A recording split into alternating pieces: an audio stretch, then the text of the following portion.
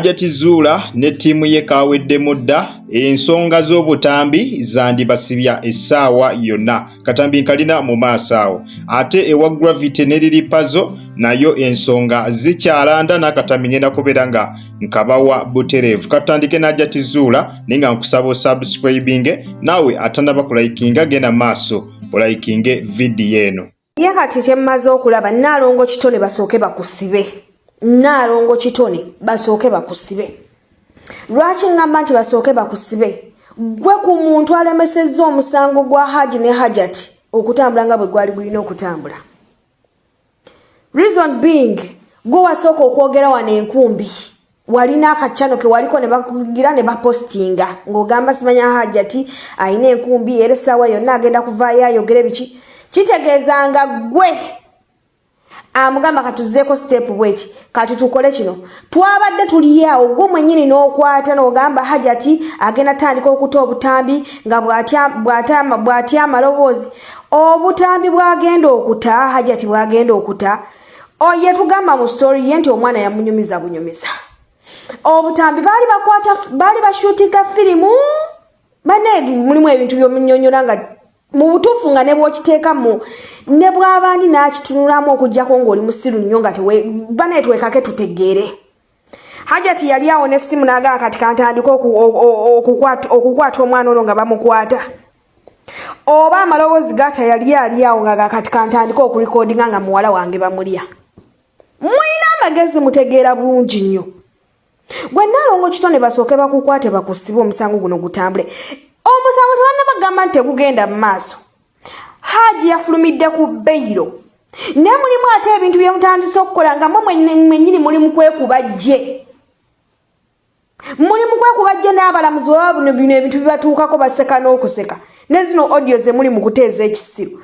Wano we bagamba Hajati akwate obujulizi abuteeke mu kkooti bwonna buggweyo banoonyereze obujulizi biki. Lwaki obuno obujulizi buno bwe mutandise okugamba ate audio yino ate wano audio ate wano audio lwaki temwabiteekayo? Lwaki temwabiteekayo? Banne mugenda kutamisa abantu abali ku saidi ya Hajati omusango bagamba owaayi ne gwe tuwagira tategeera ne gwe tugezaako okulwanya justice y'omwana naye tategeera. Nnaalongo Kitone sooka stepping aside please. Tuyambe buyambi. Oyo kyesa omukazi enkya n'eggulo. Toyina ky'oleeta kitegerekeka kirimu. Gwe waleeta wano ogw'enkumbi oleese kati simanya audio. Nnaalongo Kitone please daka ebbali. Daka ebbali wasi ekyo basooke bakusiba omusango gusooke guggwe. Otuvuga supiidi nnene nnyo tetukutegeera. Mission yo tetunnabagitegeera. Gwe Hajati asooka akwesonyiwe n'okwesonyiwa kubanga kati oli mumutomeza butomeza. Hajati Nnaalongo Kitone sooka omugjeemu mu musango gwo omugambo omanyi nkwagala ngwa mukwano gwange ng'omuntu anwaniride ne sooka oyimiriremu awo sooka obeereko gy'oli mpiseewo kyempisaawo ofune omuntu agenda okuadvisinga ebintu ebituufu. Tosobola okubeera na mukwano gw'otyo mbw'olwanira justice ya mwana nga waliwo enaakutomeza mu bantu. Mulowooza social media abaana bawano basiru abaana bawano bagezi. Mwalesa akatambi nga Hajati atudde mu meeting. Yes, tetwakaganye. Hajati mu meeting yali akolamu ki? Omuntu ng'olwanira justice y'omwana, you're not supposed to sit in that meeting. Obagamba nze sijja kutuulamu kubanga nze ebintu byonna njagala tuyite mu mateeka. Ate temwavudeyo temuli bamativu. Ate mwe wennyini mwabagamba family ya Haji yayimuka n'egenda ebusoga emiting ya family ya Hajati. Ne batuula ne banegotiatinga. Ate baba negotiatinga. Ate lwaki mukuba enduulu kati? Kiki ekiganye? Timu ya Hajati mwokyesa omukazi ge mazima. Mulinganga abagezaako kati okusindiikiriza like mumanyi kooti engeri gye yagambye Haji talina kwogera ku musango guno.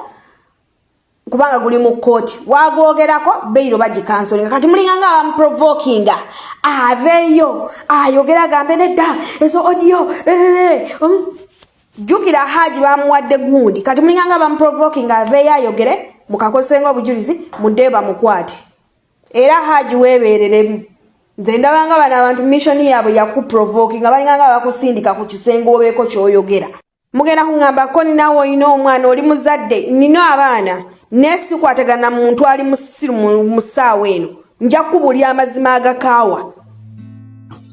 Yes, buterevu ku Mukutujjika Media mukwano gwange kwokyali tulina Liripazo ne Gravity Massa Katambi ngenda kabawa naye nga ensonga zikyali nga bwozirabye saidi eya Ajati Zula. Abantu si basanyufu okuviira ddala olunaku ttiimu eya Ajati Zula nga muno mwe muli Fifi Eida Queen n'omukyala Nalongo Kitone lwe baavaayo ne bagamba nti bagenda kutandika okuta amaloboozi ag'enjawulo era mu maloboozi ne bagamba mbo balina akatambi kennyini ng'omukulu Ajali Mwizera mbo ng'ali mu kikolwa mbu akatambi bakalina. Ensonga eyo yanyiiza nnyo abantu era ne bagamba ddala abakulu bano ababiri beetaaga kubeera nga mwanatu bakwatibwa ne bababuuza obutambi baali bakwata bwaki.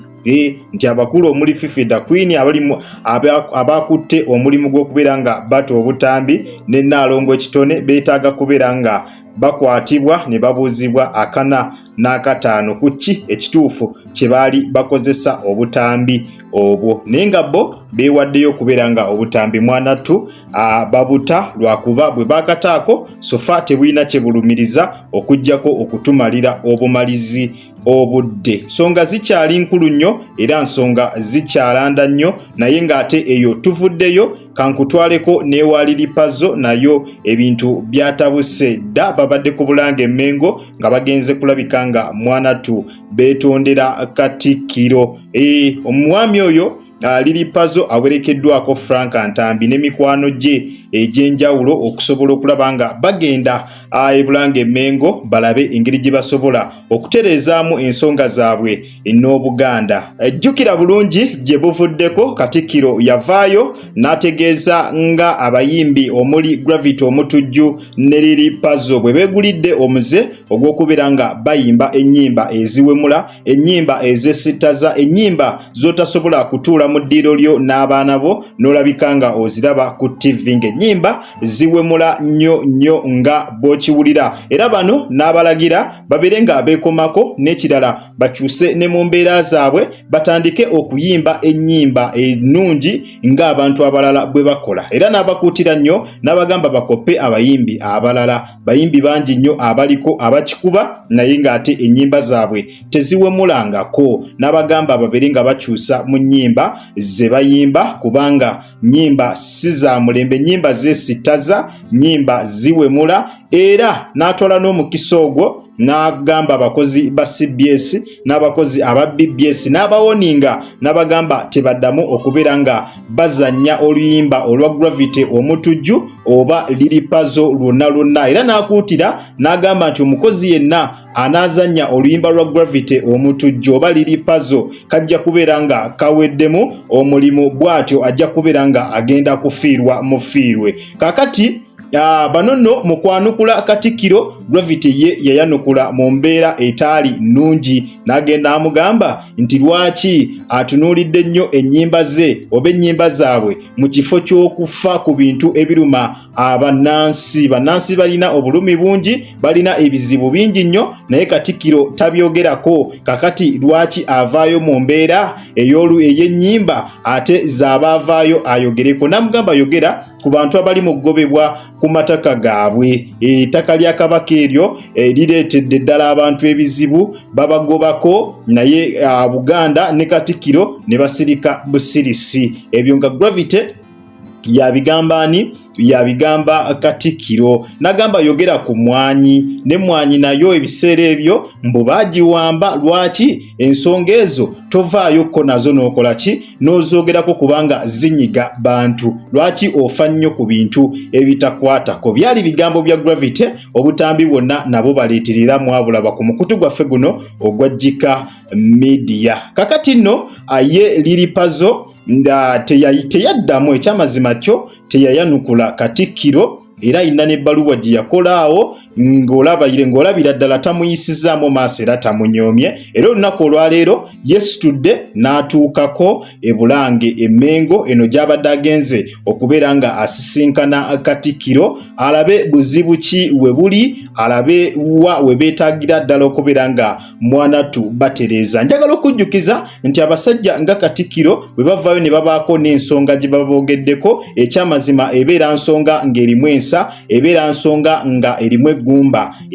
Kasita bavaayo ab'ensonga ne bagikoonako, omanya ekyamazima ekintu kibeera kisusse. Jjukira teboogera era kizibu nnyo okumusanga nga ayogera, naye lwaba ayogedde omanya ensonga gy'ali mu kwogerako Mwanattu ntuufu. So omusajja Omuganda nga Lili Puzzle oyo mukasa, musajja muganda nnyo, abeera ateekeddwa okubeera nga akiika embuga, alabire ddala ki ekivaayo, alabire ddala obuzibu uwa we buli, alabe na batya bw'asobola okubeera nga obuzibu obwo Mwattu abutereezaamu. Kakati ensonga bwe zityo bwe ziyimiridde, yagenzeeyo asobole okulaba engeri gy'asobola okubeera ng'ensonga ezo azitereezaamu. Wabula ye Gravity akyakalubye, akyagaanye, agambye ye talina gwagenda kwetondera. N'ebiri ebya UNCC n'akakasa bulungi nnyo nti kibajja kumulabayo era tajja kugendayo. Ekyo kyo yakikakasiza ddala. Kale singa Lili Puzzle kino kye yakola mu kusooka,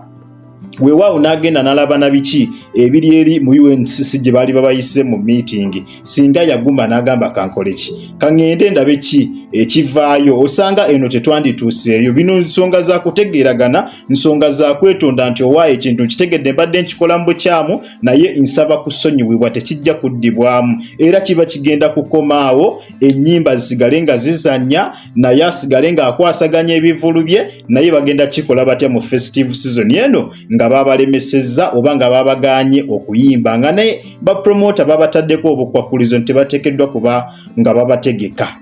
Bagenda kikwasaganya batya? Kale katulinde tulabe wa gye binaggwera, ffe tujja beera nga tugatukutuusaako wano ku Jika Media. Kale munzikirize mbaagaliza akawungeezi